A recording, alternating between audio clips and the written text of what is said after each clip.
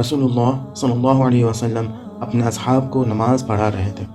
دوران نماز آپ نے اپنے جوتے اتارے اور اپنی بائیں طرف رکھ دیا۔ جب لوگوں نے یہ دیکھا تو انہوں نے بھی اپنے جوتے اتار دیے۔ جب آپ نے اپنی نماز پوری کی تو فرمایا، تمہارے جوتے اتارنے کی وجہ کیا ہے؟ انہوں نے کہا، ہم نے آپ کو دیکھا کہ آپ نے جوتے اتارے تو ہم نے بھی اتار دیے۔ رسول اللہ صلی اللہ علیہ وسلم نے فرمایا، میرے پاس جبریل آئے اور انہوں نے مجھے بتایا کہ ان میں گندگی لگی ہے۔ پھر آپ صلی اللہ علیہ وسلم نے فرمایا، جب تم میں سے کوئی مسجد آئے تو دیکھ لے، پھر اگر اپنے جوتوں میں کوئی گندگی دیکھے تو اسے مل کر صاف کر لے اور انہیں پہن کر نماز پڑھ لے۔ الحمدللہ رب العالمین والصلاة والسلام علی رسولہ الامین، اما بعد۔ السلام علیکم ورحمۃ اللہ وبرکاتہ۔ میں محمد عامر سورہ طٰہٰ کی تفسیر لے کر حاضر ہو چکا ہوں۔ آج انشاءاللہ آیت نمبر 9 سے 16 تک کی تفسیر ہم پڑھیں گے۔ آئیے اس تفسیر کی شروعات ہم ان آیتوں کی تلاوت سے کرتے ہیں۔ وهل أتاك حديث موسى إذ رأى نارا فقال لأهلهم كثوا إني آنست نارا لعلي آتيكم منها بقبس أو أجد على النار هدى فلما أتاها نودي يا موسى إني أنا ربك فاخلع عليك إنك بالواد المقدس طوى وأنا اخترتك فاستمع لما يوحى إنني أنا الله لا إله إلا أنا فاعبدني وأقم الصلاة لذكري إن الساعة آتية أكاد أخفيها لتجزى كل نفس بما تسعى فلا يصدنك عنها من لا يؤمن بها واتبع هواه فتردى۔ یہاں سے اللہ کے عظیم پیغمبر حضرت موسیٰ علیہ السلام کی داستان شروع ہوتی ہے۔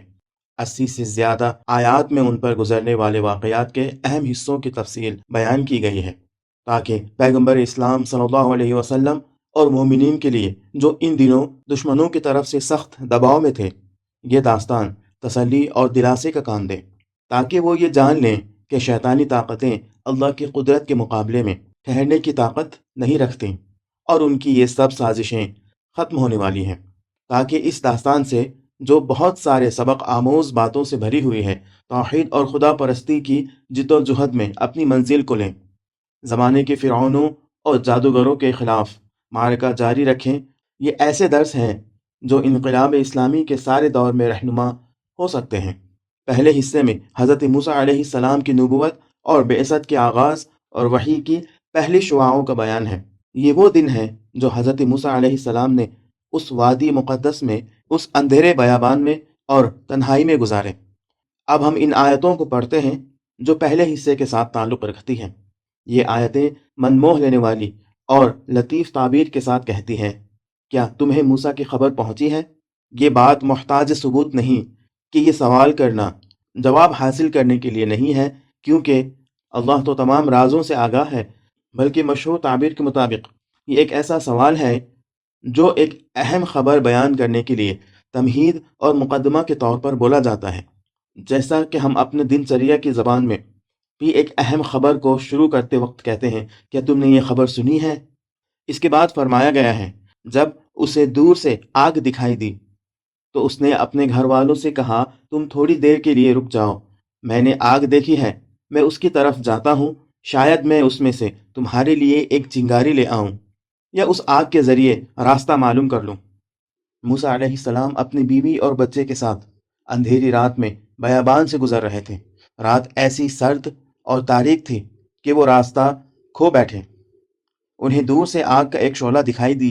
یہ شعلہ دیکھتے ہی حضرت موسیٰ علیہ السلام نے اپنے گھر والوں سے کہا، تھوڑی سی دیر کے لیے ٹھہر جاؤ، میں نے آگ دیکھی ہے، میں جا کر اس میں سے تھوڑی سی آگ تمہارے لیے لے آؤں یا آگ کے ذریعے یا ان لوگوں کے وسیلے سے جو وہاں ہیں راستہ معلوم کر لوں۔ جب موسیٰ علیہ السلام آگ کے پاس آئے جو انہیں مخاطب کر کے کہہ رہی تھی، اے موسیٰ، میں تیرا پروردگار ہوں، اپنے جوتے اتار دو کیونکہ تو مقدس سرزمین طویٰ میں ہو۔ سورہ قصص کی آیت نمبر 130 سے یہ معلوم ہوتا ہے کہ موسیٰ علیہ السلام نے یہ آواز اس درخت کی طرف سے سنی تھی جو وہاں موجود تھی۔ تو ان باتوں سے یہ معلوم ہوتا ہے کہ موسیٰ علیہ السلام جس وقت قریب گئے تو آگ کو درخت کے اندر دیکھا، اور یہ خود ایک واضح اور روشن کرینہ تھا اس بات کا کہ یہ آگ کوئی عام آگ نہیں ہے، بلکہ یہ اللہ کا نور ہے کہ جو نہ صرف یہ کہ درخت کو نہیں جلاتا بلکہ اس کے ساتھ مانوس ہے، یہ نور حیات ہے۔ موسیٰ علیہ السلام کو حکم ہوا کہ پاؤں سے اپنے جوتے اتار لیں، کیونکہ انہوں نے مقدس سرزمین پر قدم رکھا ہے، سرزمین کے جس میں نور الہی جلوہ گر ہے۔ وہاں اللہ کا پیغام سننا ہے اور رسالت کی ذمہ داری کو قبول کرنا ہے، لہٰذا انتہائی خضوع اور انکساری کے ساتھ اس سرزمین میں قدم رکھنا ہے۔ یہ ہے دلیل پاؤں سے جوتا اتارنے کی۔ اس کے بعد موسیٰ علیہ السلام نے یہ بات بھی سنی، میں نے تمہیں مقام رسالت کے لیے چن لیا ہے، اب جو بھی وحی تمہاری طرف ہوتی ہے اسے غور سے سنو۔ اور اس کے بعد موسیٰ علیہ السلام نے وحی کا پہلا جملہ اس صورت میں حاصل کیا ہے، میں اللہ ہوں، میرے سوا اور کوئی معبود نہیں ہے، اب تم صرف میری ہی عبادت کرو، ایسی عبادت کہ جو ہر قسم کے شرک سے پاک ہو۔ اس آیت میں انبیاء کی دعوت کی اہم ترین بنیاد یعنی مسئلہ توحید کو بیان کرنے کے بعد اللہ کی عبادت کا موضوع ایمان اور توحید کے درخت کے ایک ثمر کے عنوان سے بیان ہوا ہے، تو اس کے بعد عظیم ترین عبادت اور خلق کا خالق کے ساتھ اہم ترین تعلق اور اس کی پاک ذات کو نہ بھلانے کی مؤثر ترین راہ یعنی نماز کا حکم دیا گیا ہے۔ اور چونکہ توحید اور اس کی فروعات کے ذکر کے بعد دوسرا بنیادی مسئلہ معاد ہے، لہٰذا بعد والی آیت میں قرآن کہتا ہے قیامت یقینی آئے گی، میں چاہتا ہوں کہ اسے مخفی رکھوں تاکہ ہر شخص اپنی سعی اور کوشش کے مطابق جزا پائے۔ زیر بحث آیت کے مطابق قیامت کو مخفی رکھنے کی وجہ یہ ہے کہ اللہ یہ چاہتا ہے کہ ہر شخص کو اس کی سعی اور کوشش کے مطابق بدلہ دے۔ آخری زیر بحث آیت میں ایک اہم مسئلے کی طرف اشارہ کرتے ہوئے فرمایا گیا ہے، جو لوگ قیامت پر ایمان نہیں رکھتے اور انہوں نے اپنی خواہشات کی پیروی کی ہے، وہ تمہیں قیامت کے تعلق سے بھلا نہ دیں، اگر ایسا ہوا تو تم ہلاک ہو جاؤ گے۔ در حقیقت قیامت کے منکرین کا ایمان نہ لانا ہوائے نفس کی پیروی کی وجہ سے ہے، گویا وہ یہ چاہتے ہیں کہ آزاد رہیں اور جو کچھ ان کا دل چاہے کریں، لہٰذا اس سے بہتر اور کیا ہے کہ قیامت کا ہی انکار کر دیں تاکہ ان کی ہوس اور خواہشات نفسانی کی آزادی میں کوئی رکاوٹ نہ ہو۔ آج کی ان آیتوں کا نچوڑ یہ ہے کہ نماز اللہ کو یاد کرنے کا بہترین ذریعہ ہے۔ ان آیتوں میں نماز کے ایک اہم فلسفے کی طرف اشارہ ہوا ہے کہ وہ انسان اس جہان کی زندگی میں غافل کرنے والے عوامل کو مد نظر رکھتے ہوئے یاد دہانی کا محتاج ہے، ایسے وسیلے کے ذریعے جو مختلف فاصلوں میں قیامت، پیغمبروں کی دعوت اور مقصد خلقت کو اسے یاد دلائے اور اسے غفلت اور جہالت میں غرق ہونے سے بچائے۔ نماز اس اہم ذمہ داری کو پوری کرتی ہے۔ انسان صبح سویرے نیند سے بیدار ہوتا ہے، وہ نیند کہ جس نے اسے اس جہان کی ہر چیز سے بیگانہ کر دیا تھا، زندگی کے پروگراموں کو نئے سرے سے شروع کرنا چاہتا ہے، ہر چیز سے پہلے نماز میں مشغول ہوتا ہے، اپنے دل و جان کو اللہ کے حوالے کر دیتا ہے، اس سے قوت و مدد حاصل کرتا ہے، پاکیزگی اور صداقت کے ساتھ کوششوں کے لیے تیار ہو جاتا ہے۔ پھر جس وقت وہ روزانہ کے کاموں میں مشغول ہوتا ہے اور چند گھنٹے گزر جاتے ہیں اور اس کے اور اللہ کی یاد کے درمیان جدائی ہو جاتی ہے، اچانک ظہر کا وقت ہوتا ہے اور وہ مؤذن کی آواز سنتا ہے، اللہ اکبر، حی علی الصلاۃ۔ اللہ ہر چیز سے بہتر ہے کہ اس کی تعریف اور توصیف کی جا سکے۔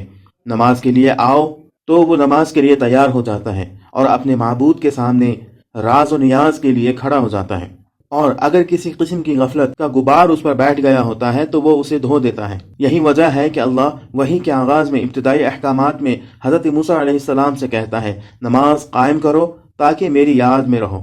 یہ بات خاص طور پر قابل توجہ ہے کہ یہ آیت کہتی ہے نماز قائم کرو اور میری یاد میں رہو، لیکن سورہ رعد کی آیت نمبر 28 میں ہے، الا بذکر اللہ تطمئن القلوب، اللہ تعالیٰ کا ذکر اطمینان اور سکون قلب کا سبب ہے۔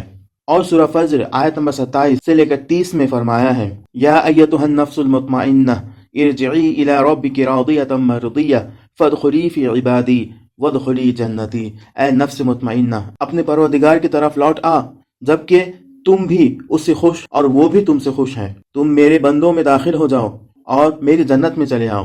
ان تینوں آیتوں کو ایک دوسرے کے ساتھ ملا کر ہم اچھی طرح سمجھ جاتے ہیں کہ نماز انسان کو اللہ کی یاد دلاتی ہے، اللہ کی یاد اس کے دل کو مطمئن بناتی ہے اور مطمئن نفس اسے مخصوص بندوں اور جنت میں پہنچا دیتا ہے۔